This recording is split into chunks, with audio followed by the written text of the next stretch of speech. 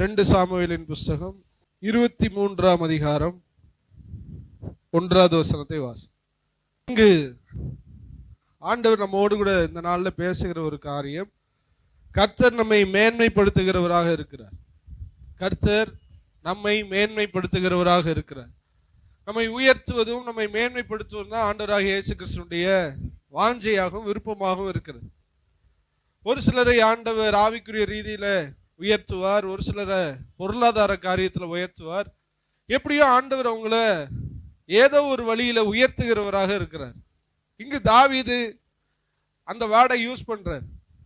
தாவீதினுடைய கடைசி வார்த்தைகள், தாவீது வாழ்ந்து முதிர் வயதாகி அவன் கடைசியில மரிப்பதற்கு முன்பாக அவன் இப்ப ஒரு காரியத்தை சொல்றான். என்ன சொல்றான்? தாவீதுடைய கடைசி வார்த்தைகள் அப்படின்னு அதுல மென்ஷன் பண்ணப்படுது. அதுல சொல்றான், தாவீதுடைய கடைசி வார்த்தைகள் மேன்மையாய் உயர்த்தப்பட்டு யாக்கோபுடைய தேவனால் அபிஷேகம் பெற்று. இதுல சொல்ல வர விஷயம், மேன்மையாய் உயர்த்தப்பட்ட தாவீது எழுதுகிறதாவது சொல்றதாவது. இதுல கவனிச்சிங்களா? தாவீது அந்த இடத்துல மேன்மையாய் உயர்த்தப்பட்ட தாவீது என்று தன்னைத்தானே ஒரு சாட்சி சொல்லுகிறார். ஒரு முதிர் வயசுல நம்ம இப்படி ஒரு சாட்சி சொல்ல வேண்டியது இருக்கு. என்ன நான் வாழ்ந்தேன், எப்படி நான் ஒரு வாழ்க்கை வாழ்ந்து நான் முடிக்கிறேன் அப்படின்னு நம்ம வாழ்க்கை முடியக்கூடாது.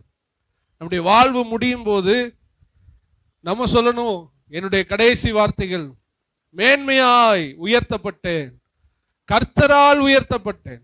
மேன்மையாய் உயர்த்தப்பட்டேன். அது யாரால உயர்த்தப்பட்டேன்? கர்த்தரால் உயர்த்தப்பட்டேன். பொருளாதார ரீதியாக இருக்கலாம், அல்லது ஆவிக்குரிய காரியமா இருக்கலாம். ஆண்டவர் நம்மை நடத்தி உயர்த்தினதை நாம் மரிப்பதற்கு முன்பாக நம்ம ஒரு சாட்சி சொல்லி தான் நம்ம மரிக்கணும். ஏன்னா என் சாவதற்கு முன்பாக எனக்கு ஒரு நிம்மதி இல்லையே அப்படி என்று ஒரு மனுஷன் என்ன பண்ணக்கூடாது? சாகவே கூடாது. அதான் நம்முடைய நரைமயிர், இந்த வயசான இந்த தோற்றம் சமாதானத்தோடு கூட சாகணும். அல்லேலூயா. அதான் உலகத்திலே பெரிய ஒரு நல்ல ஒரு இன்பமான ஒரு மரணம். சமாதானத்தோடு சந்தோஷத்தோடு கர்த்தர் நம்மை நடத்தினார், கர்த்தரே நம்மை வழி நடத்தினார், கர்த்தர் நம்மை கைவிடவில்லை அப்படிங்கிற ஒரு சந்தோஷத்தோடு கூட நம்ம கண்களை மூடணும். தாவீது அதுல ரொம்ப உறுதியா இருந்தார். தாவீதுடைய கடைசி வார்த்தைகள் மேன்மையாய் உயர்த்தப்பட்டு யாக்கோபுடைய தேவனால் அபிஷேகம் பெற்று இஸ்ரவேலின் சங்கீதங்களை இன்பமாய் பாடின ஈசாயின் குமாரனாகிய தாவீது என்னும் புருஷன் சொல்லுகிறது. எவ்வளவு அழகா அவனுடைய வாழ்க்கையை முடிக்கிறான். இன்பமான சங்கீதங்களை பாடின, வாழ்க்கையில துன்பங்கள் வந்தாலும் நான் இன்பமா சங்கீதங்களை பாடி நான் முடிச்சிருக்கேன். கர்த்தரே என்னை நடத்தி இருக்கிறார். ஹல்லேலூயா. நம்முடைய வாழ்க்கையிலே ஆண்டவர் நம்மை மேன்மைப்படுத்த விரும்புகிறார். எத்தனை பேர் விசுவாசிக்கிறீங்க? தாவீதுடைய தொடக்கம் அற்பமாயிருந்தாலும் தாவீதுடைய முடிவு சம்பூர்ணமாயிருந்தது. தொடக்கம் அவன் ஒரு ஆடு மேய்க்கிறவன், தொடக்கம் அவன் மறக்கப்பட்டவன், தொடக்கம் அவர் எல்லாராலும் அற்பமாய் எண்ணப்பட்டவன். ஆனால் முடியும் போது சொல்லுகிறான், மேன்மையாய் உயர்த்தப்பட்ட தாவீது, இன்பமாய் சங்கீதங்களை பாடின தாவீது சொல்லுகிறது என்னவென்றால், அப்படி முடிக்கிறான் பாருங்க. தொடக்கம் ரொம்ப ஸ்லோவா அற்பமா இருந்துச்சு, ஆனா அவனுடைய வாழ்க்கை பயணத்திலே ஆண்டவர் இருந்தார். ஹல்லேலூயா. உங்க வாழ்க்கையில ஆண்டவர் இருப்பாரானால் உங்கள் தொடக்கம் எப்படியும் அற்பமா இருக்கலாம். எப்பேற்பட்ட அற்பமா இருந்தாலும் கர்த்தர் முடியும் போது இந்த வார்த்தைகளை சொல்லி முடிக்க கர்த்தர் நமக்கு உதவி செய்வார். முடிக்கிறது ரொம்ப முக்கியம். ஹல்லேலூயா. ஊழியர் சொல்லுவார், ஊழியம் செய்யறது முக்கியம் இல்ல, கடைசி வரை ஊழியம் செய்யறது ரொம்ப ரொம்ப முக்கியம். விசுவாசிகளா இருப்பது முக்கியம் இல்ல, கடைசி வரை விசுவாசியா இருப்பது ரொம்ப ரொம்ப முக்கியம். அது நமக்கு ஆண்டவர் தருவாராக. அப்ப ஆண்டவர் யாரையும் மேன்மைப்படுத்த முடியும். அவர் இதுல வாசிக்கிறோம், 1 சாமுவேல் 2:8, அவர் சிறியவனை புழுதியிலிருந்து எடுத்து எளியவனை குப்பையிலிருந்து உயர்த்துகிறார், அவர்களை பிரபுக்களோடு உட்காரவும் மகிமையுள்ள சிங்காசனத்தை சுதந்திரிக்கவும் பண்ணுகிறார். ஆண்டவர் மேன்மைப்படுத்துறத பாருங்களேன். யாராயிருந்தாலும் அவரால் மேன்மைப்படுத்த முடியும். தாவீது தான் அதுக்கு எடுத்துக்காட்டு. அவர் சிறியவனை புழுதியிலிருந்து எடுக்கிறார். புழுதியிலிருந்து ஒரு குப்பையில உள்ள பொருளை நீங்க நினைச்சு பார்ப்பீங்களா? யாராவது நேத்து போட்ட குப்பையை நினைச்சு பாருங்க. நேத்து போட்ட குப்பையில என்னென்ன கிடந்துச்சு, முந்தா நேத்து போட்ட குப்பையில என்னென்ன கிடந்துச்சு? யாராவது ஞாபகப்படுத்த முடியுமா? குப்பையில போடப்பட்டது என்றால் அது மறக்கப்பட்டது என்று அர்த்தம். மறக்கப்பட்ட ஒரு குப்பையில, எல்லாராலும் மறக்கப்பட்ட அந்த குப்பையில இருந்து அவர் அந்த குப்பையை கிளறி ஒருத்தவனை என்ன பண்றாராம்? எடுக்கிறார். நம்முடைய ஆண்டவரை பார்த்தீங்களா?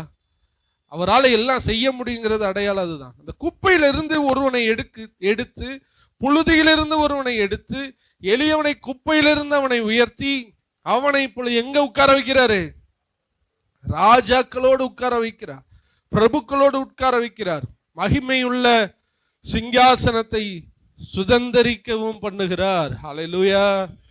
இன்னைக்கு ஆண்டவர் தான் நம்முடைய வாழ்க்கையில செய்ய விரும்புகிறார். எத்தனை பேர் மேன்மையா இருக்கணும்னு விரும்புறீங்க? இப்பொழுது நீங்க இப்படி இருக்கலாம், ஆனா ஆண்டவர்கிட்ட நீங்க ஜெபம் பண்ணுங்க. இந்த வார்த்தைகளை சொல்லி, பைபிள்ல இருக்கிற ஒவ்வொரு வார்த்தைகளும் நமக்கு கொடுக்கப்பட்ட வாக்குத்தத்தங்கள். சில எச்சரிப்புகள் இருக்கிறது, சில வாக்குத்தத்தங்கள் இருக்கிறது. இன்னைக்கு இதை வச்சுதான் நம்ம ஜெபிக்க போகிறோம். ஆண்டவரே, என் வாழ்க்கையில நான் குப்பையில இருக்கிற அனுபவத்துல இருக்கிறேன். ஆண்டவரே, நான் எளியவனா இருக்கிறேன். ஆண்டவரே, நான் தூளில இருக்கிறேன், சாம்பல்ல இருக்கிறேன். என்னை நீர் உயர்த்த மாட்டீரா? என்னை நீர் மேன்மைப்படுத்த மாட்டீரா? என்னுடைய முடிவு காலம் அப்படி இருக்காதா? நான் தேவனால் உயர்த்தப்பட்டேன், மேன்மையாய் உயர்த்தப்பட்ட தாவீது என்று சொன்னது போல நானும் மேன்மையாய் உயர்த்தப்பட்டேன் என்று நான் சொல்லிட்டு என்னுடைய மரணம் இருக்காதா? இப்படியே நான் என்னுடைய மரணத்தை சந்திக்க வேண்டுமா? இப்படியே என் வாழ்க்கை முடிஞ்சிடணுமா? இப்படியே என் பிள்ளைகளுடைய வாழ்க்கை முடிஞ்சிடணுமா? அப்படிங்கிற ஒரு கேள்விக்குறியோடு ஆண்டவர் சமூகத்தில் நாம் ஜெபிக்க போகிறோம். அல்லேலூயா. இப்படியே முடியக்கூடாது. தாவீதை உயர்த்தினது உண்மையானால் என்னையும் நீர் மேன்மைப்படுத்த வல்லவராயிருக்கிறீர். நானும் குப்பையில இருக்கிறேன், என்னையும் நீர் உயர்த்தி ராஜாக்களோடு கூட உட்கார வைக்க நீர் உண்மையுள்ளவராயிருக்கிறேன். அல்லேலூயா. அப்படி ஜெபிக்கும் போது கர்த்தர் நம்மை உயர்த்த மேன்மைப்படுத்த உண்மையுள்ளவராக இருக்கிறார். அல்லேலூயா. யார் ஆண்டவர் யாரை மேன்மைப்படுத்த முடியும் என்று வேதத்துல ஒரு 2-3 கேரக்டர் நம்ம பார்த்து நம்ம நிறைவு செய்ய போகிறோம். யாரை கர்த்தர் மேன்மைப்படுத்துவார்? ஃபர்ஸ்ட், உனக்கு மேன்மை இல்லையோ, மேன்மை என்கிற வேர்டை ஒரு பைபிள்ல ஃபர்ஸ்ட் யூஸ் பண்ணுகிற ஒரு வார்த்தை, ஒரு சம்பவம் என்னவென்றால், ஆதியாகமத்தின் புஸ்தகம் 4ஆம் அதிகாரம் 7வது வசனத்துல ஆண்டவர் காயினை பார்த்து இந்த வார்த்தையை சொல்லுவார். ஆதியாகமத்தின் புஸ்தகம்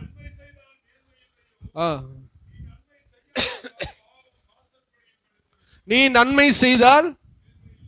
அப்ப யாரை கர்த்தர் மேன்மைப்படுத்துவார்? இந்த இடத்துல மேன்மையா இருக்கணும். மேன்மையா இருக்கணும்னா உயர்வா, ஆசீர்வாதமா, பலருக்கு முன்பாக ஒரு சாட்சியுள்ள ஒரு வாழ்க்கையா, அப்படி ஆண்டவர் உயர்த்தி வைக்கிறது, அதான் மேன்மை. ஆண்டவர் அதுக்கு முன்னாடி ஒரு வார்த்தை சொல்றாரு, யாரை நான் உயர்த்துவேன், யாரை நான் மேன்மைப்படுத்துவேன். தாவீது ஏன் உயர்த்தப்பட்டான்? இங்க சொல்றாரு, யாரை நான் உயர்த்த முடியும்? காயினை பார்த்து சொல்லுகிறார், நீ நன்மை செய்தால் உனக்கு மேன்மை இல்லையோ? நீ மேன்மை அடைய விரும்புவாயானால் காயினே, நீ நன்மை செய்திருக்க வேண்டும். நீ நன்மை செஞ்சிருந்தா உனக்கு நிச்சயமா மேன்மை என்ன இருக்கும்? கிடைச்சிருக்கும். ஆனா நீ நன்மை செய்யாவிட்டால் உனக்கு எனக்கு எந்த மேன்மை கிடைக்காது என்று கர்த்தர் பைபிள்ல இருக்கிற முதல் 3 அதிகாரங்கள் தாண்டி 4வது அதிகாரம் வரும்போது மனித குலத்திற்கு முதல் மனிதன், கற்பம் திறந்து பிறந்த முதல் மனிதன், அவனை பார்த்து சொன்னார், நீ நன்மை செய்தால் உனக்கு மேன்மை. ஆதாமை ஏவாளையும் மண்ணினாலே உருவாக்கினார், ஏவாளை ஆதாமிலிருந்து உருவாக்கினார். ஆனால் முதல்ல பூமியில பிறந்தவங்க காயின், ஆபேல். அவனை கர்த்தர் மேன்மைப்படுத்த விரும்பினார். அவன்கிட்ட சொன்ன வார்த்தை, நீ மேன்மை அடையணும், நான் உன்னை மேன்மைப்படுத்தணும்னா ஒன்னே ஒண்ணுதான்ப்பா, நீ நன்மை செய்தால் மாத்திரமே நீ மேன்மையை அடைய முடியும். நீ நன்மை செய்யாதிருந்தால் நீ மேன்மை அடைய முடியாது. ஆண்டவர் முதல் மனிதனை பார்த்து சொன்னார். இன்னைக்கு இந்த இடத்துல இருக்கிற உங்களுக்கு எனக்கு ஆண்டவர் சொல்ற வார்த்தை, உயர்வு வேண்டுமானால், மேன்மை வேண்டுமானால் நீங்களும் நானும் நன்மை செய்கிறவர்களாக மாற வேண்டும். நன்மை செஞ்சுட்டா கர்த்தர் உங்களை உயர்த்த ஆரம்பிச்சிருவார். இங்கு காயினை பார்த்து ஏன் இந்த வார்த்தை சொல்லணும் அப்படின்னு சில சம்பவங்களை உங்களுக்கு முன்பாக காண்பிக்க விரும்புகிறேன். என்ன, முதல்ல ஆண்டவர் பலி செலுத்துவதற்காக ஒரு கட்டளை பிறப்பிக்கப்படுகிறது. ஆண்டவரை தொழுது கொள்ள வேண்டும், ஆண்டவருக்கு ஒரு பலி செலுத்த வேண்டும். அப்பொழுது காயின் வந்துட்டு தோட்டக்கலைகள், தோட்டம் எல்லாம் வச்சிருக்கிறான், காய்கறி எல்லாம் வச்சிருக்கிறான். ஆபேல் ஆடு மாடுகள் எல்லாம் மந்தைகளை வளர்க்குறான். இப்ப ஆண்டவருக்கு பலி செலுத்தணும். பலி செலுத்த வரும்போது 2 பேரும் வந்து செலுத்துகிறார். ஆபேல் மந்தையில் இருக்கிற கொழுத்த நல்ல ஒரு கடாவை ஒரு கொளுத்த ஒரு ஆட்டுக்குட்டி எடுத்துட்டு வந்து பலி செலுத்துறான். இவனோ தோட்டத்துல இருக்கிற கெட்டு போன காய்கறி இல்ல, இவனும் நல்ல காய்கறி தான் என்ன பண்றான், கொடுக்கிறான். கொடுத்து 2 பேரும் ஆண்டவர் சமூகத்திலே வருகிறார்கள். வரும்போது இப்பொழுது தேவன் ஆபேலுடைய பலியை அங்கீகரிக்கிறார். காயினுடையது ஆண்டவர் என்ன பண்ணல, அங்கீகரிக்கவே இல்லை. இதுல தான் கோபம் வருது அண்ணனுக்கு தம்பிக்கு. உன்னுடையதை மட்டும் கர்த்தர் அங்கீகரித்து கொண்டார், என்னுடையதை என்ன பண்ணல, அங்கீகரிக்கலன்னு சொல்லிட்டு அவருடைய முகநாடி வேறுபட்டுருச்சு. வேறுபட்டு சொந்த தம்பியவே கல் எடுத்து போட்டு கொண்டும் போட்டான். அல்லேலூயா. குடும்பத்தை சந்தோஷமா வைக்கும்படிதான் கர்த்தர் முதலாவது படைத்தார். குடும்பத்துல வர்ற சண்டைகள் எல்லாம் பிசாசினால் வருகிற ஒரு ஆயுதம். பிசாசு தான் யூஸ் பண்றான். குடும்பத்துல சண்டை வரும்போது நீங்க புரிஞ்சுக்கணும், அது பிசாசு கொண்டு வருகிற தந்திரங்கள். முதல் குடும்பத்துல சண்டையை உண்டு பண்ணினது பிசாசு, தேவன் சண்டையை உண்டு பண்ணவே இல்லை. அப்போ குடும்பத்துக்குள்ள சண்டை ஃபர்ஸ்ட் வருது. கல்லை தூக்கி தம்பி தலையில, சொந்த இரத்த உறவு அவன் தலையில தூக்கி போட்டு கொன்னே போட்டான். அல்லேலூயா. முகம் வேறுபட்டது. ஆண்டவர் வந்து இப்ப கேட்கிறாரு, காயினே உன் தம்பி எங்க? தம்பிக்கு நான் என்ன காவலாளியா? நான் என்ன அவனை காத்துக்கிட்டே இருக்கணுமா அப்படின்னு கேட்டார். இல்ல, அவன் ரத்தம் கூப்பிடுதே, என்னை கொன்னுட்டான், அண்ணன் கொன்னுட்டான், காயின் கொன்னுட்டான், அவன் ரத்தம் என்னை கூப்பிடுது, அவனை என்ன செஞ்ச சொல்லிட்டு தான் அந்த வார்த்தை சொல்லுகிறார், நீ நன்மை செய்தால் உனக்கு மேன்மை இல்லையோ? நீனு மேன்மையா இருந்திருக்கணுமே, நீ நன்மை செய்யலையே. என்ன நன்மை செய்யல, என்ன நன்மைகளை அவன் செய்யலைன்னா அதுல ஒரு விஷயம் இருக்கிறது. காணிக்கை வேறு, பலி வேறு. ஆண்டவர் இந்த இடத்துல காணிக்கையை பேசவில்லை, இந்த இடத்துல காணிக்கை கொண்டு வந்தார்கள் என்று இருக்கும். புதிய ஏற்பாட்டுல பலி என்று இருக்கும். இங்கே ஆண்டவரை தொழுது கொள்ள வருவதற்கு முன்பாக இரத்தம் சிந்தப்பட வேண்டும். நல்லா கவனிங்க, இரத்தத்தை சிந்தனும். இரத்தம் சிந்தப்பட்டு தங்களுடைய பாவத்துக்காக நிவர்த்தி செய்யப்பட வேண்டும். அப்படி நிவர்த்தி செய்யப்படுவதற்கு ஒரு ஆட்டுக்குட்டி அடிக்கப்பட வேண்டும். அடிக்கப்படுகிற அந்த ஆட்டுக்குட்டியுடைய இரத்தத்தை தேவன் அங்கீகரிப்பார். இப்ப உங்க அம்மா அப்பா இதை சொல்லி கொடுத்துருப்பாங்க. ஆதாம் ஏவாள் என்ன பண்ணிருப்பாங்க, சொல்லி கொடுத்துருப்பாங்க. எந்த விஷயத்துல சொல்லி கொடுத்துருப்பாங்க? அவங்க 2 பேரும் பாவம் செஞ்சு அத்தி இலையை தைக்கும் போது, அத்தி இலையெல்லாம் நீ போடாதப்பா, உன் நிர்வாணத்தை மறைக்க முடியாது, வெயில் அடிக்கும், மழை பெய்யும், இலைகள் எல்லாம் என்ன ஆயிரும், விழுந்து உன் நிர்வாணம் தெரிஞ்சு போயிரும், அதுக்காக ஒரு ஆட்டுக்குட்டி அடிக்கப்பட வேண்டும் என்று சொல்லி ஆண்டவர் ஒரு ஆட்டுக்குட்டியை அடித்து தோல் உடையை செய்து இவங்களுக்கு மாட்டினார். இவங்களுக்கு ட்ரெஸ் தோல் உடையில உடுத்தினார். அதற்கு முன்பாக ஒரு ஆட்டுக்குட்டி ரத்தம் சிந்தப்பட்டது. இந்த டீச்சிங், இந்த முறைகளை எல்லாம் ஆதாம் ஏவாள் படித்தார். என்ன படிச்சாங்க? அத்தி இலைகள் நம்முடைய சரீரத்தை மூடாது, ஒரு ரத்தம் சிந்தப்பட வேண்டும். நம்முடைய தெய்வமாகிய இரட்சகர் ஒரு நாள் பிறப்பார், அவர் ரத்தம் சிந்த வேண்டும். அவருடைய ரத்தம் சிந்துதலினாலே நமக்கு ஒரு வஸ்திரம், இரட்சிப்பின் வஸ்திரம் கொடுக்கப்படும் என்கிற நம்பிக்கை அவர்களுக்குள்ள இருந்துச்சு. அந்த அந்த அந்த உணர்வு அவங்களுக்குள்ள இருந்துச்சு. இதை பிள்ளைங்களுக்கு போதிச்சான். ஆதாமுக்கு போது இதான் பைபிள்ல இருக்குதா, அனுமானித்துக் கொள்ளலாம். பரலோகத்தை என்னென்ன எங்க இருக்குன்னு பார்க்காம தானே நீங்கள் நான் விசுவாசிச்சு கொண்டு இருக்கோம். அதனால இங்க சொல்றாங்க, அப்ப பலி செலுத்த வரும்போது பிள்ளைங்களுக்கு இந்த டீச்சிங் கொடுத்துருக்கணும். ஏன் இந்த ஆபேல் மட்டும், ஆபேல் காய்கறி இல்லையா, ஆபேல் காய்கறியை பறிச்சுட்டு வந்து கொடுக்க முடியாதா? ஆபேல் ஆட்டுக்குட்டியை எடுத்துட்டு வந்தான். எதுக்கு எடுத்துட்டு வந்தான்னா, இந்த ஆட்டுக்குட்டியினுடைய ரத்தம் சிந்தப்பட்டால் தான் என்னுடைய பாவங்கள் மன்னிக்கப்படும் என்ற ஆபேலுக்கு தெரியும். காயினுக்கும் அது தெரியும். ஆனால் காயின் அதுல துணிகரமாய், அதெல்லாம் முடியாது, அதெல்லாம் ஒரு காரியமா, ஆட்டுக்குட்டியை சிந்தப்படணும்னு சொல்லிட்டு காய்கறியை கொண்டு வந்தான். அவன் கெட்டுப்போன காய்கறியை கொண்டு வரல, இவன் ரத்தத்தை கொண்டு வந்தான், இவன் காய்கறியை கொண்டு வந்தான். ஆண்டவரோ ஆபேலுடைய பலிகளை ஏற்றுக்கொண்டார். பலின்மே போடப்பட்டிருக்கும் புதிய ஏற்பாட்டுல, பலிகளை கொண்டு ஏற்றுக்கொண்டார். காயினுடைய காய்கறிகளையோ ஆண்டவர் ஏற்றுக்கொள்ள. கரங்களை சொல்லுங்களேன், அல்லேலூயா. புதிய அதுல அந்த உபாகமோ லேவியராகமத்துல எல்லாம் இருக்கும். காணிக்கை வந்துட்டு அது காணிக்கை, அவ்வளவுதான். அது பலிபீடத்திலே ஏறாது என்று சொல்லப்பட்டிருக்கிறது. நல்லா கவனிங்க. ஒருத்தன் கொண்டு வர்ற காணிக்கை பலிபீடத்துல ஏறாது, ஒருத்தன் கொண்டு வருகிற மிருகமும் இரத்தமும் தான் பலிபீடத்துல ஏறுமா. அப்ப ஆபேல் கொண்டு வந்த ஆடு பலிபீடத்துல ஏறி அவனுக்கு பாவ மன்னிப்பை கொடுத்தது. காயின் கொண்டு வந்த காய்கறி பலிபீடத்துல என்ன பண்ணல, ஏறல. உங்களுக்கு நான் ஒன்று சொல்றேன், காணிக்கையை கொடுத்து ஆண்டவரை சமாளிச்சிடலான்னு நம்மளால முடியாது. அதை தான் நான் சொல்ல வரேன். நான் வந்துட்டு லட்சக்கணக்கில் காணிக்கை கொடுக்குறேன், உதவுறேன், சபைக்கு உறுதுணையா இருக்கேன், ஆனா என் வாழ்க்கையில மாற்றம் இல்லைன்னா இதுதான் காயினுடைய பலிகள், காயினுடைய காணிக்கை. காணிக்கையை கொடுக்கலப்பா, கொடுக்க முடியலப்பா, ஆனா என்னையவே நான் காணிக்கையா கொடுத்துருக்கேன், அவன் பலிபீடத்துல ஏற்றப்படுவான், அவன் தேவனுக்கு சுகந்த வாசனையாய் மாறுவான். புரிஞ்சவங்க ஒரு அலையிலையா சொல்லுங்களேன். அப்ப ஆண்டவருக்கு எதையாவது செஞ்சு சமாளிச்சிடலான்னு நம்மளால முடியாது.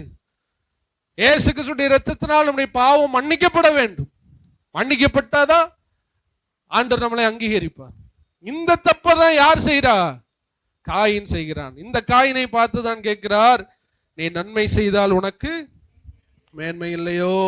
லேலுயா. அப்ப ரெண்டு விஷயத்த மிஸ் பண்றான்.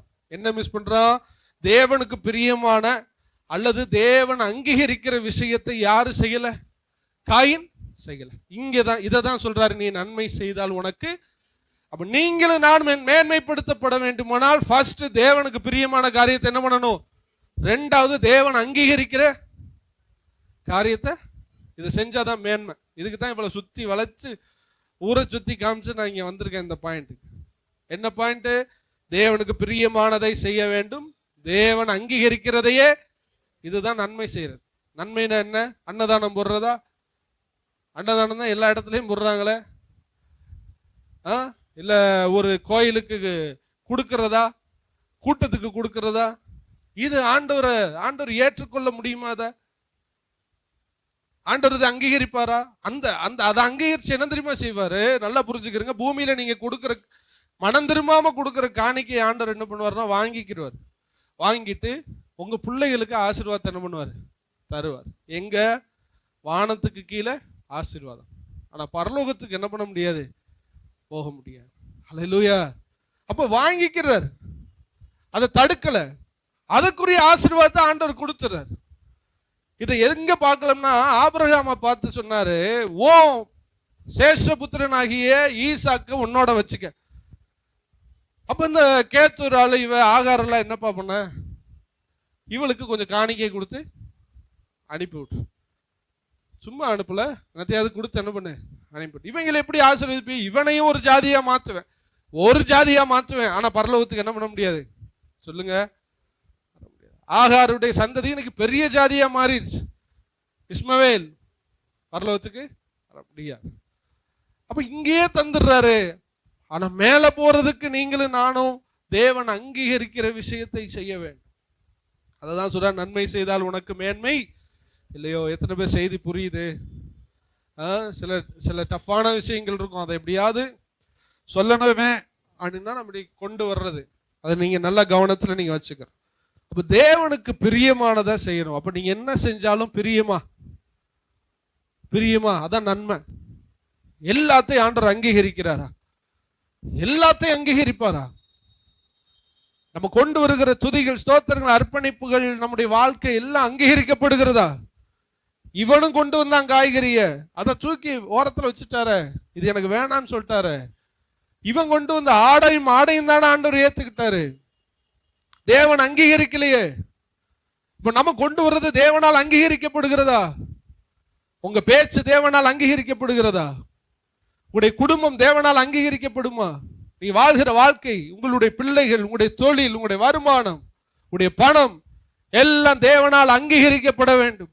அது தேவனுக்கு பிரியமாய் மாற வேண்டும். அப்படி மாறலைன்னா உங்களுக்கு எனக்கு மேன்மையே இல்லை. அதனாலதான் சொல்றது, கொஞ்சமா வாழ்ந்தாலும் உண்மையா என்ன பண்ணணும் ஆண்டவருக்காக? சொல்லுங்க, உண்மையா இல்லையா? உண்மையா வாழ. அல்லேலூயா. ரொம்ப பெருசா ஆண்டவருக்காக செய்ய முடியலைனாலும் ஊழியத்துல உண்மையா கொஞ்சம் விஷயத்த என்ன பண்ண. ஆண்டவர் பரலோகத்துல நம்மளை அழைக்கும் போது என்ன தெரியுமா சொல்லுவாரு? பரலோக இதுல நீங்க பாத்தீங்கன்னா பரலோகத்துக்கு என்று ஒரு ஒழுங்கு இருக்கிறது.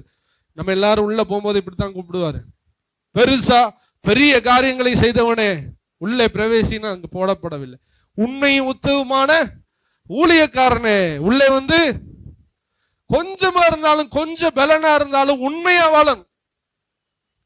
தேவன் அங்கீகரிக்கணும். தேவன் உங்களை நீங்க செய்யறதுனா ஓகே போடணும். ஓகே, இவன் செய்யறது ஓகே, பரலோகம் அங்கீகரிக்கணும், பைபிள் அங்கீகரிக்கணும்.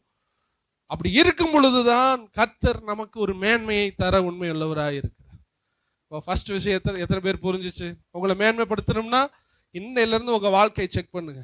ஆண்டவரே, நான் பேசுறது உங்களுக்கு பிரியமா இருக்கணும், நான் பார்க்கறது உங்களுக்கு பிரியமா இருக்கணும், நான் செய்யறது உங்களுக்கு பிரியமா இருக்கணும், நான் வாழ்ற வாழ்க்கை பிரியமா இருக்கணும், என்னுடைய ஆராதனைகள், என்னுடைய கூட்டங்கள் எல்லாம் உமக்கு பிரியமாய் மாறணும். அது எல்லாம் நீங்க அங்கீகரிக்கணும் ஆண்டவரே. ஹல்லேலூயா. தேவன் அங்கீகரிக்கணுமே.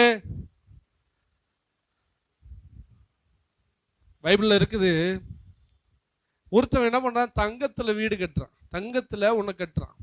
இன்னொருத்தவன் வெள்ளியில கட்டுறான், இன்னொருத்தன் விலை உயர்ந்த பொருள்ல கட்டுறான், இன்னொருத்தவன் மண்ணுல கட்டுறான், இன்னொருத்தன் மரத்துல கட்டுறான், இன்னொருத்தவன் வைக்கோல்ல கட்டுறான். இந்த வைக்கோல் கட்டி இருக்கிற வைக்கோல்ல குமிச்சு வச்சிருக்கும் போது பாத்தீங்கன்னா பிரம்மாண்டமா இருக்கு. பார்த்துருக்கீங்களா? குமிஞ்சு ஒரு லாரி நிறைய ஏத்திட்டு வருவான்.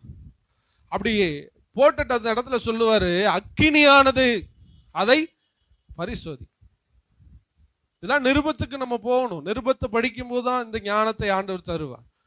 இவ்வளோ பெரிய வைக்கப்போரு, இவ்வளோ பெரிய தங்கம் எல்லாமே இருக்கும்போது இரட்சகர் இயேசு கிறிஸ்து அந்த சிங்காசனத்தில் உட்கார்ந்து அப்படி தீ கொளுத்தி அக்கினியை போடுவார். நீங்களே கற்பனை பண்ணி பாருங்க. ஃபர்ஸ்ட் பெருசா மலை போல குமிஞ்சிருக்கும்.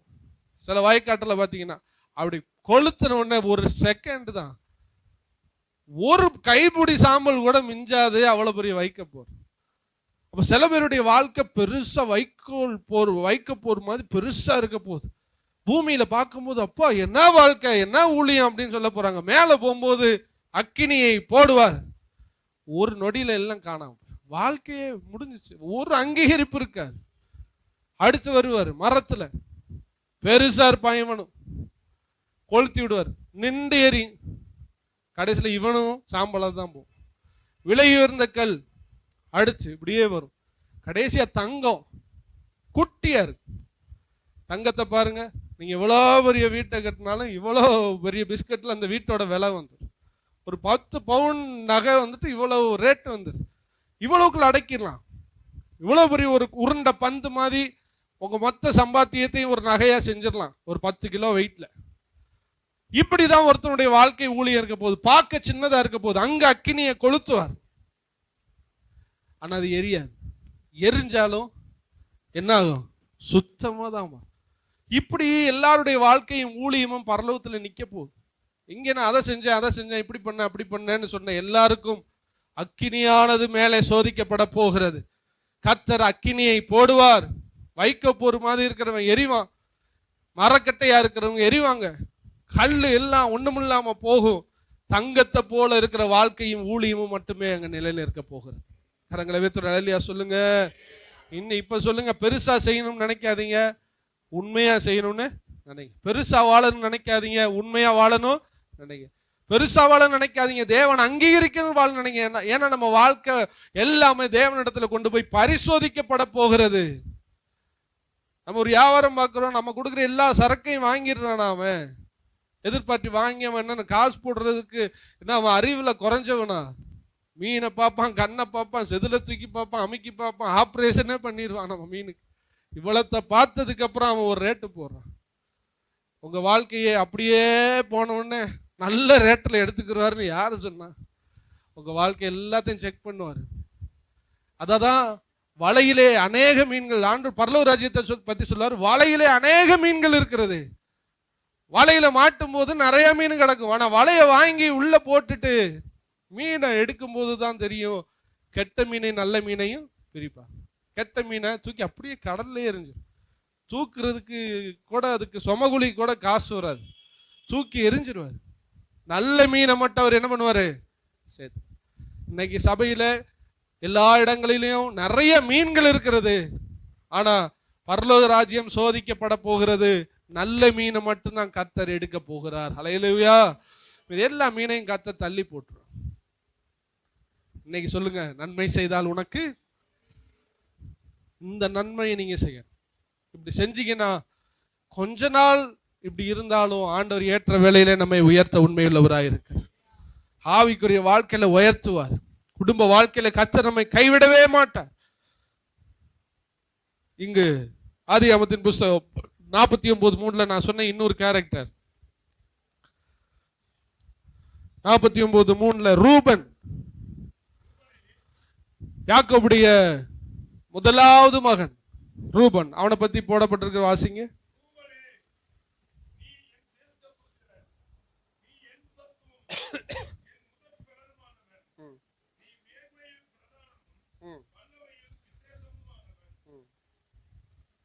அடுத்து வாசி.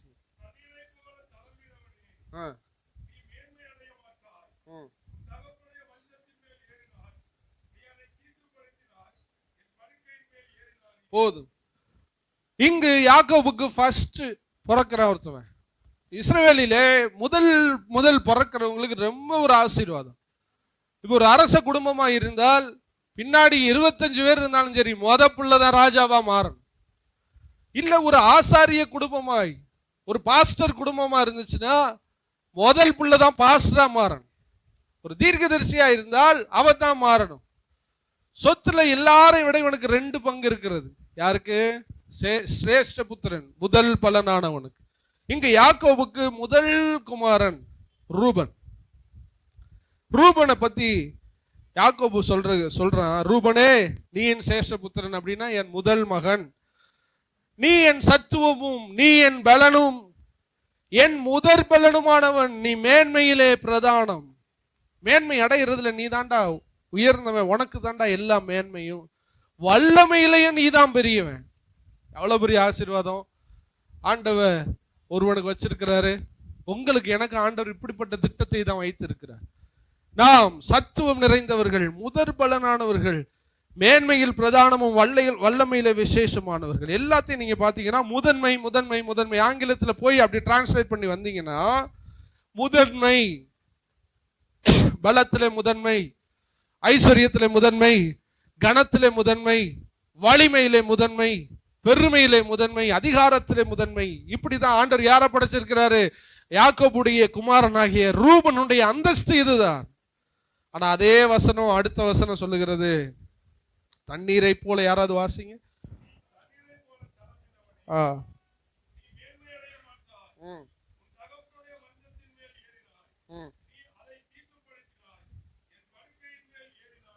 போதும். மேன்மையடைவாய் மேன்மையடைவாய் மேன்மையா இருப்பாய்ன்னு சொல்லிட்டு அடுத்த வசனமே சொல்றாரு, தண்ணீரை போல் தளம்பினவனே நீ மேன்மை அடைய. ஃபர்ஸ்ட் அவனுக்கு தான் எல்லா மேன்மையும். ஆனா கீழே சொல்றாரு நீ மேன்மை அடைய மாட்டாய். ஏன்? ரூபன் நன்மை செய்ய மறந்து விட்டான், நன்மைக்கு பதிலா தீமை செஞ்சுட்டான். நீ மேன்மை அடைய மாட்டாய், உன் தகப்பனுடைய மஞ்சத்தின் மேல் ஏறினாய். அந்த நாட்கள்ல பைபிள பாவமா பார்க்க கூடாது என்னைக்குமே. பைபிளுடைய கலாச்சாரம், மக்களுடைய கலாச்சாரத்துக்கு ஏற்றவாறு பைபிள் எழுதப்பட்டிருக்கிறது. அவங்க நடந்ததை எழுதி இருக்கிறது. ஒருவேளை பரலோகத்துல ஒருத்தர் இப்படி 4 மனைவி வச்சிருக்காருன்னா நீங்க பைபிள் தப்புன்னு என்ன பண்ணலாம்? சொல்லலாம். நிறைய கிறிஸ்தவங்களை, ரட்சிக்கப்பட்டவங்களே, பைபிளே இப்படி என்ன பச்சை பச்சையா எழுதி இருக்கு, நீ பச்சை பச்சையா வந்த பச்சை பச்சையா எழுதி இருக்கு, நீ வெள்ளை வெள்ளையா வந்த வெள்ளை வெள்ளையா எழுதி இருக்கு. ஏதேன் தோட்டத்துல எந்த கெட்ட எதுவும் எழுதலையே. என்னைக்கு இந்த பாம்பு வஞ்சிச்சு அன்னைக்குல இருந்தான சகல கன்றாவியும் செஞ்சுட்டான், அதை எழுதி வைக்கணுமே, அப்பதானே அது கன்றாவி நமக்கு தெரியும். 1ஆம் அதிகாரத்துல இருந்து 3ஆம் அதிகாரம் வரை சுத்தம் பைபிள். அப்படித்தான் மனுஷன் வாழ்ந்தான். அப்ப மனுஷன் மாறிட்டான். மாறின மனுஷனுடைய வரலாறை எழுதுறாரு. இப்படிலாம் அவன் பண்ணாங்கடா பார்த்துக்கிறங்கன்னு நமக்கு கொடுக்கறதுக்காக எழுதப்பட்டு. அப்ப அந்த நாட்கள்ல ஒருவனுக்கு ஒருத்தி தான், அப்படித்தான் படைத்த. ஆதாமுக்கு 4 ஏவாளை படைக்கவில்லை, ஒரு ஏவாள் தான் படைச்சார். ஆனா பின்பு வந்த நாட்கள்ல அப்படியே 4 மனைவி 5 மனைவி இப்படியே சேர்த்துக்கிட்டாங்க. அதையும் எழுதி வச்சிருக்கிறார். என்ன அன்னைக்கே 4 மனைவி இருக்குது, என்ன இப்படி ஆண்டவர் எப்படி இருக்காரு அப்படின்லாம் கேள்வி கேட்கிறாங்க இஸ்லாமியர்கள். ரட்சிக்கப்பட்டவங்களும் பைபிள் புரியாதவங்க என்ன பண்றாங்க? இந்த கேள்வியை கேட்கிறாங்க. பரலோகத்துல 4 மனைவி தருவேன்னு சொன்னா நீங்க ஆண்டவரை பார்த்து என்ன பண்ணலாம்? கேள்வி கேட்கலாம். ஆண்டவர் அப்படி இல்லையே, மனுஷன் வாழ்ந்ததை எழுதி வைக்கிறார். இங்க ஆபிரகாமுக்கு யாக்கோபுக்கு இங்க திருமணம் ஆகும்போது நிறைய தாதிமார்கள் மனைவியோட கூட வேலை ஆட்களையும் கொடுக்கிறார். இவனுக்கு ரூபனுடைய தாய் வேறு. ஆனால் ஆபிரகாமுக்கு இன்னும் நிறைய மனைவிகளை போல தாதிமார்கள், அந்த வேலை செய்கிறவர்கள் எல்லாம் கூட மனைவியோட கூட அனுப்புனாங்க. இவன் என்ன பண்ணிட்டான், தகப்பனுடைய மனைவி என்று கூட பாராம அவளோட கூட தவறு பண்ணிட்டான். தவறு பண்ணி பாவம் செஞ்சது யாக்கோபுக்கு தெரிஞ்சிச்சு.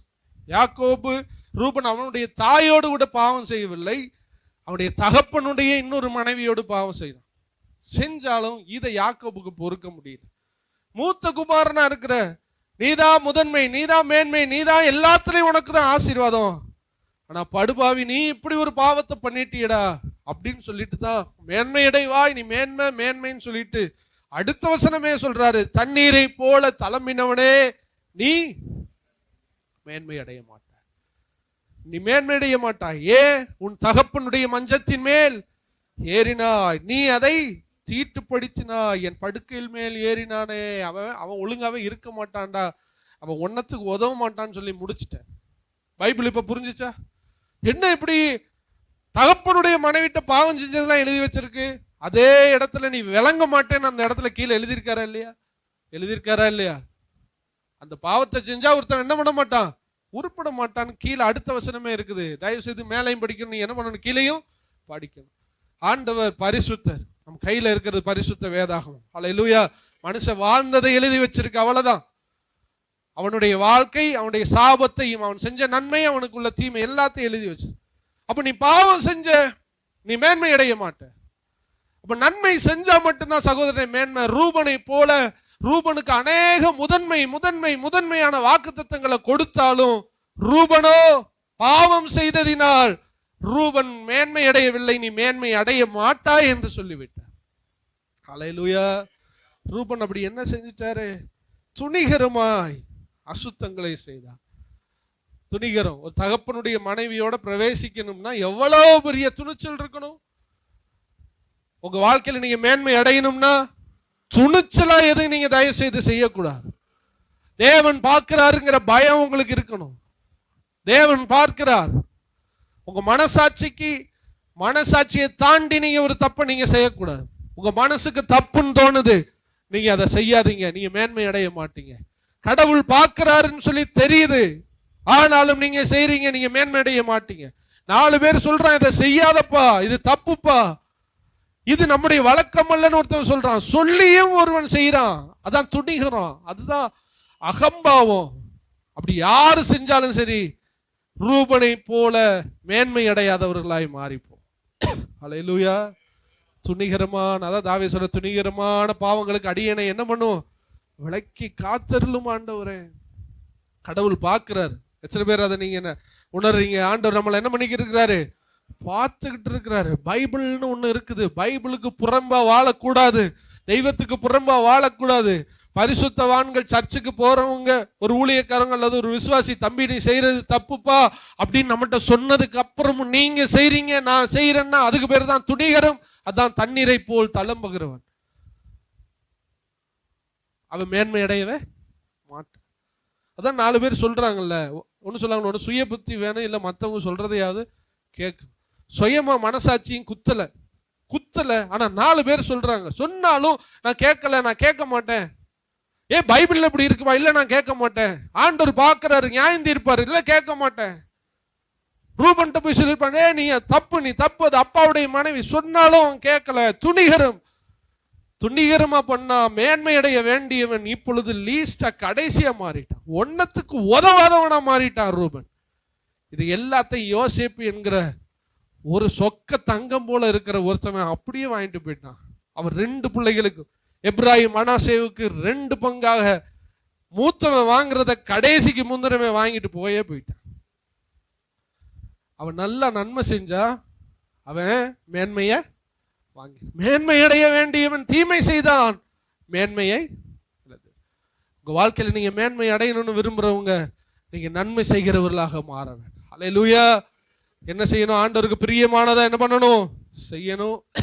தேவன் அங்கீகரிக்கிற விஷயத்தை என்ன பண்ணணும்? செய்யணும்.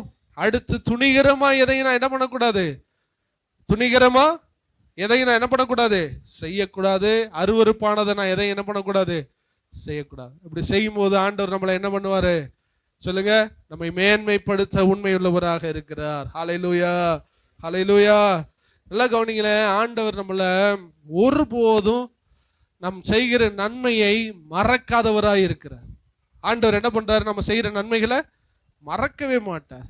எஸ்தர் புஸ்தகம் 6ஆம் அதிகாரம் 2-3 வசனங்களை நீங்கள் வாசிங்கள். எஸ்தர் 6ஆம் அதிகாரம் 2-3. நாம் செய்கிற நன்மைகளை ஒருபோதும் மறக்க மாட்டார்.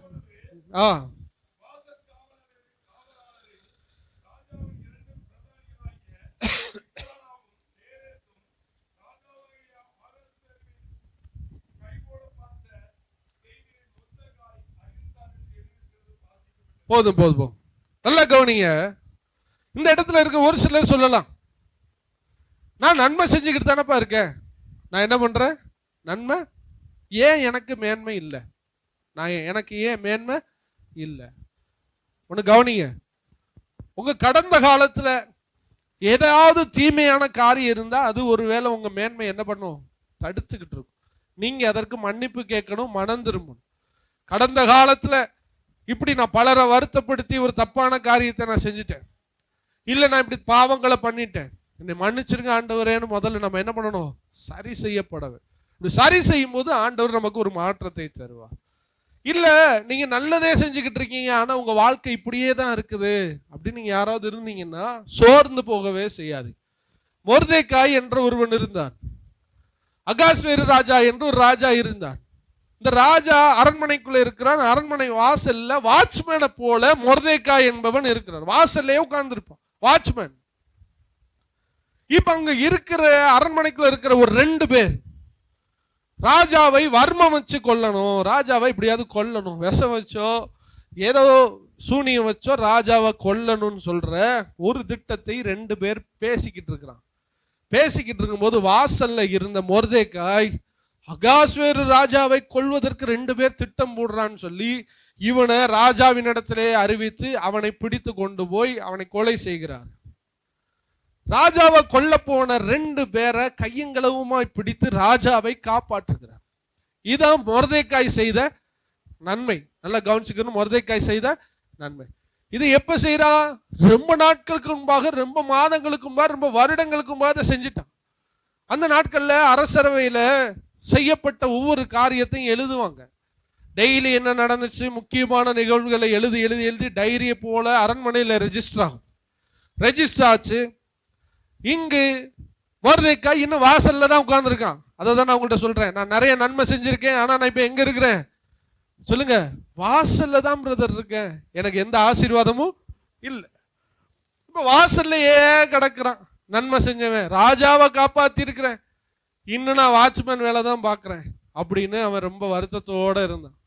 ஒரு நாள் வருடங்கள் கடந்தது. அகாஸ்வேர் ராஜா தூங்கி கொண்டிருந்தார். நீங்க நல்லா கவனிக்கணும், நன்மை செஞ்சா மேன்மை கண்டிப்பா இருக்குது, அதுல எந்த வித மாற்று கருத்தும் கிடையாது. அகாஸ்வேர் ராஜா தூங்கி கொண்டிருந்தவருக்கு திடீர்னு தூக்கம் வரல. பைபிள்ல நிறைய பேருக்கு ஆண்டவர் தூக்கம் வர விடாம ஆக்கியிருக்காரு. என்னைக்கு அவனுக்கு தூக்கம் வரலையோ அன்னைக்கெல்லாம் ஒரு அற்புதம் நடந்தது.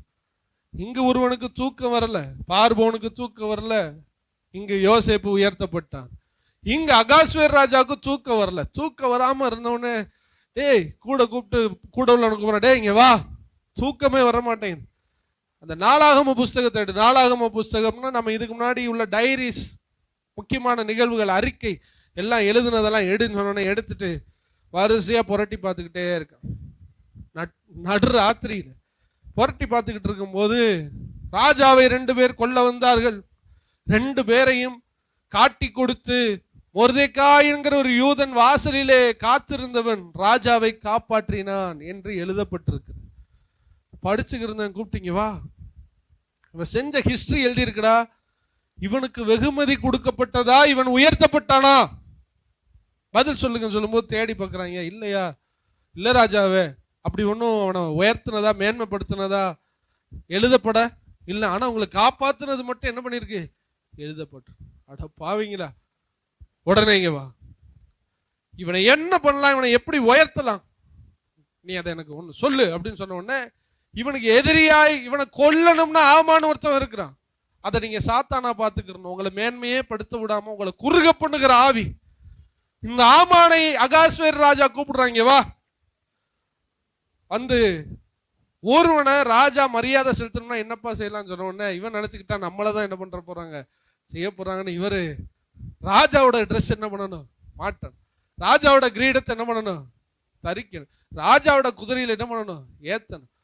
அப்படியே எல்லா வீதிகளிலும் பவனி கொண்டு போகணும் ராஜாவே, எல்லாரும் இவனை துதி பாடணும், அப்படிதான் நீங்க செய்யணும்னு சொல்லி இவனையும் நினைச்சுக்கிட்டான். உடனே சொன்னா, ஆமானே வாசல் அருகே உட்கார்ந்துருக்கான் பாரு மொர்தேக்காய், அவனை கூப்பிட்டு வந்து நீ என்னெல்லாம் சொன்னியோ அது மாதிரியே அவனை என்ன பண்ணிரு செஞ்சிடறா அப்படின்னு சொன்ன எனக்கு ஒரே சாக்காயிருச்சு.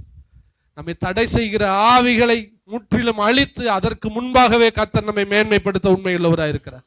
நீங்க உண்மையா மட்டும் இருங்க, எந்த சக்தியும் உங்களை தடுக்க முடியாது. உங்களை வாசல்லே உட்கார வைக்கிறவன் ஆமான், வாசல் இல்லப்பா நீ ஊர்வலம் வரணும், நீ உயர்த்தப்பட வேண்டும் என்று சொல்லி அந்த ஆமான் மூலமாகவே உயர்த்தினவர் தான் அகாஸ்வேரு ராஜாவாகிய இரட்சகராகிய இயேசு கிறிஸ்து. ஹல்லேலூயா. சொன்னா வேகமா கூட்டு வந்தாங்க, வாசல்ல கிடந்தான். பல நாளைக்கு முன்னாடி காப்பாத்துனா, என்ன ராஜாவேன்னு பயந்து போய் வந்தான். நீ இப்படி என்னை ஒரு தடவை காப்பாத்தினியாமே.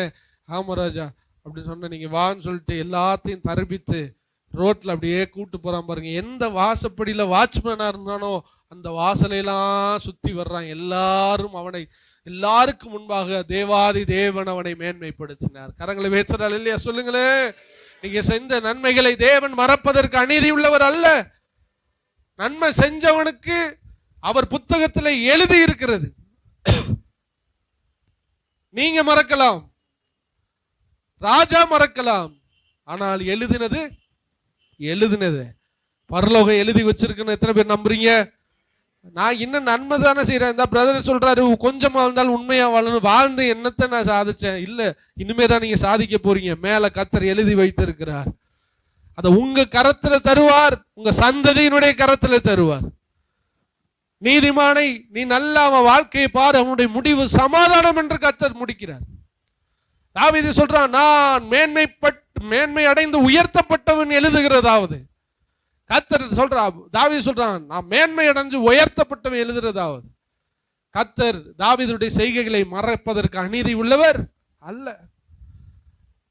இங்கு மொர்தேக்காய் செய்த செய்திகளை உலகமே மறந்துருச்சு, ஆனா புக்ல எழுதியிருக்க மறந்துடாதீங்க. உங்களுக்கு என்று ஒரு ஞாபக புஸ்தகத்தை கர்த்தர் மேலே வச்சிருக்கிறார். நீங்க நன்மை செஞ்சுக்கிட்டே இருங்க பிரதர், சகோதரன் சகோதரி, நீங்க நன்மை செஞ்சுக்கிட்டே இருங்க. நீங்க தேவனுக்கு பிரியமானதை செஞ்சுக்கிட்டே இருங்க, தேவன் அங்கீகரிக்கிற செஞ்சுக்கிட்டே இருங்க. துணிகரமா எதையும் செய்யாதீங்க, தேவன் பார்க்கிறாருன்னு மட்டும் நீங்க செஞ்சுக்கிட்டே இருங்க. நல்ல எஜமானன் ஏற்ற வேலையிலே உங்களை உயர்த்துவார், மேன்மைப்படுத்துவார், உங்களை ஆசீர்வதிப்பார். உயர்த்தி அப்படியே ஒரு ஊர்வலம் வர்றான் பாருங்க. இவன் உட்கார்ந்து இருக்கிற வாசல்படி வாட்ச்மேன் உட்கார்ந்து இருக்கிற வாசலை எல்லாம் பார்க்கிறான். அதற்கு முன்னாடியே தேவன் அவனை உயர்த்தி மேன்மைப்படுத்த ஆரம்பித்தார். இப்படியே சுத்தி வந்துட்டு டக்குன்னு இறக்கி விட்டு எல்லாத்தையும் கழட்டி விட்டு திரும்ப அனுப்பிட்டாங்க. ஐயோ கடவுளே, ஆண்டவர் ஆசீர்வாதம் நிரந்தரமா இருக்காதா? இல்ல, ஆண்டவர் நமக்கு சாம்பிள் தான் காமிச்சிருக்காரு. இப்படியே போச்சு பாருங்க. ஆகான் இவன் கொல்லப்பட்டது, ஆமான் கொல்லப்பட்டதற்கு பின்பாக நிரந்தரமாய் எஸ்தர் 10ஆம் அதிகாரம் 2-3 நிரந்தரமாய் அந்த போஸ்டிங் அகாஸ்வேரு ராஜா மொர்தேக்காயை மாற்றுகிறான். எஸ்தர் 10ஆம் அதிகாரம் 2-3 வாசித்து நாம் நிறைவு செய்ய போகிறோம்.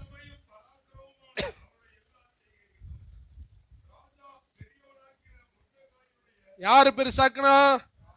இதுதான் முக்கியமான பாயிண்ட். யாரு பெருசாக்குனா? ராஜா பெரியவனாக்கின மொர்தேக்காயினுடைய மேன்மையின் மேதிய பெர்சியா ராஜாக்களின் நடவடிக்கைகளும் எழுதியிருக்கு. யூதனாகிய மொர்தேக்காய் ராஜாவாகிய அகாஸ்வேருக்கு இரண்டாவதா இருக்கிறான். அவன் தான் எல்லாமே. யூதருக்குள் பெரியவனும் தன் திரளான சகோதரருக்கு பிரியமானவனுமாய் இருந்து அன்றி தன் ஜனங்களுடைய நன்மையை நாடி தன் குலத்தாருக்கெல்லாம் சமாதானம் உண்டாக பேசுகிறவனுமாய் இருந்தான். ஹல்லேலூயா. ஒரு ரவுண்டு தானப்பா கூட்டு போனாரு, சின்னதாக தான் நான் பார்க்கிறேன் மேன்மைய. இல்ல, கொஞ்ச நாள் ஆகட்டும், நிரந்தர போஸ்டிங்கா அகாஸ்வேரு ராஜா மொர்தேக்காயை நிறுத்தினது போல கர்த்தர் நிரந்தரமான ஒரு மேன்மையை தர உண்மையுள்ளவராக இருக்கு. ஹல்லேலூயா. எல்லாருக்கும் உள்ள மேன்மையை கர்த்தர் எல்லாருக்கும் முன்பாக மேன்மைப்படுத்தி உயர்த்தி நிறுத்தி அவனை தனக்கு இரண்டாவதவனாக மாற்றினார். நீ நல்லா பாத்துக்கிறீங்க, இந்த போன யூதர்கள் எல்லாம் தேவனால் உயர்த்தப்பட்டவன் எல்லாம் அவன் தான் மெயின் கேரக்டரா இருப்பான். ராஜா ஃபுல்லா டம்மி பீஸா தான் இருப்பான். பார்வோன்ல சொல்லிட்டான், எல்லாம் நீ பாத்துக்கடா. பயப்படுறான். என்ன பயப்படுறான்? உனக்குள்ளதான்டா பரிசுத்தாவி இருக்கு, உனக்குள்ளதான் தேவன் இருக்காரு, நீனே செய். நான் என்ன பண்ணிக்கிறேன்? ஒதுங்கி இருந்துக்கிறேன். இங்க அகாஸ்வேர் ராஜான்னு சொல்றான், நீனே பாத்துக்க, நான் என்ன பண்ணிக்கிறேன்? ஒதுங்கி இருக்கிறேன். எல்லாத்தையும் நீனே பண்ணு. அல்லேலூயா. இப்படித்தான் கர்த்தர் நம்மளை மேன்மைப்படுத்த போகிறார். அல்லேலூயா. இன்னைக்கு நம்ம சொல்ல போறோம், நான் இதுவரை தீமை செஞ்சிருந்தா என்னை மன்னிச்சுக்கிறேங்க, அங்கீகரிக்காதது பிரியமில்லாத துணிகரமா செஞ்சதெல்லாம் மன்னிச்சுட்டு நான் செய்த ஒவ்வொரு கிரியைகளை நினைவு கூறுங்க ஆண்டவரே. அன்று மொர்தெக்காயை உயர்த்தினவர் இன்று என்னையும் என் குடும்பத்தை நீர் உயர்த்தும்படியாய் நான் ஜெபிக்கிறேன்னு சொல்லி நம்ம ஜெபிக்க போகிறோம். கர்த்தர் நம்மை ஆசீர்வதிக்க போகிறேன். அன்பும் இரக்கமும் நிறைந்த எங்க நல்ல தகப்பனே, இந்த நாள் கூட்டத்தை துவக்க முதல் முடிவரை ஆசீர்வதிச்சீங்களப்பா, உங்களுக்கு நன்றி ஆண்டவரே. உங்க பிள்ளைகள் நாங்கள் அநேகர் நன்மை செஞ்சு உண்மையா வாழ்ந்து எங்களுக்கு என்ன பிரயோஜனம்னு சொல்லிட்டு சில வேலைகளை நாங்கள் முறுமுறுத்து இருக்கிறோம், யோசித்து இருக்கோம்ப்பா. இன்னைக்கு நீங்க தெளிவா பேசுறீங்க ஆண்டவரே. வாசல் அருகே இருந்த மொர்தெக்காய் செய்ததை மறவாத ராஜா அகாஸ்வேரு உயர்த்தினது போல அதை விட மேலான ராஜாதி ராஜா நாங்கள் செய்த ஒவ்வொரு நன்மையான கிரியைகளை, உண்மையை, உத்தமத்தை நீர் மறக்காமல் எங்களை ஏற்ற காலத்திலே உயர்த்த மேன்மைப்படுத்த நீர் உன்னதர் என்பதை நாங்கள் உணர்ந்து கொண்டோம் அப்பா. தேவரீர் உம்முடைய வார்த்தையின்படியே உம்முடைய பிள்ளைகளுக்கு நீர் செய்யும். காயினை போல ஆண்டவரே உமக்கு பிரியமில்லாததை நீ அங்கீகரிக்காத செய்யக்கூடாது. ரூபனை போல ஆண்டவரே துன்மார்க்கமும் துணிகரமுமாய் வாழக்கூடாதப்பா. மொர்தெக்காயை போல வாசல் அருகே இருந்தாலும் நன்மைகளை செஞ்சுக்கிட்டு இருக்கணும் ஆண்டவரே. அப்படிப்பட்ட கிருபைகளை நீர் தந்து உடைய பிள்ளைகளை வருங்காலங்களில் நீர் மேன்மைப்படுத்தும். குடும்பங்களில் எந்தெந்த விஷயத்துல நீர் மேன்மைப்படுத்த விரும்புறீங்களோ அந்தந்த விஷயத்துல நீர் மேன்மைப்படுத்தும். மொர்தெக்காய் அவன் இருந்த வாசற்படிக்கு முன்னாடியே அவனை உயர்த்தினீங்கப்பா. எங்களை தாழ்ந்திருக்க பார்த்தவர்களுக்கு முன்பாக எங்களை நீர் உயர்த்தி மேன்மைப்படுத்த போகிற தயவுக்காக நாங்கள் நன்றி செலுத்துகிறோம் ஆண்டவர். கரத்துல ஒப்பு கொடுக்கிறோம் அப்பா. வந்த ஒவ்வொருவரை ஆசீர்வதிங்க, சுக பலனை தந்து ஆசீர்வாதத்தை தந்து போக்கில் வரத்திலே பாதுகாப்பை தந்து தீர்க்காயுசை தந்து தாவீதை போல தாவீது எழுதுகிற கடைசி வார்த்தை மேன்மைப்படுத்தப்பட்டவன் எழுதுகிறதாவது என்று சொன்னது போல மேன்மைப்படுத்தப்பட்டு உயர்த்தப்பட்டு எங்களுடைய ஜீவிய காலத்தை நாங்கள் முடிக்க நீர் எங்களுக்கு கிருபை செய்யும். தொடர்ந்து நீங்க வழி நடத்தும் இரட்சகர் இயேசு கிறிஸ்துவின் நாமத்தில் ஜெபிக்கிறோம் எங்கள் நல்ல பிதாவே. என்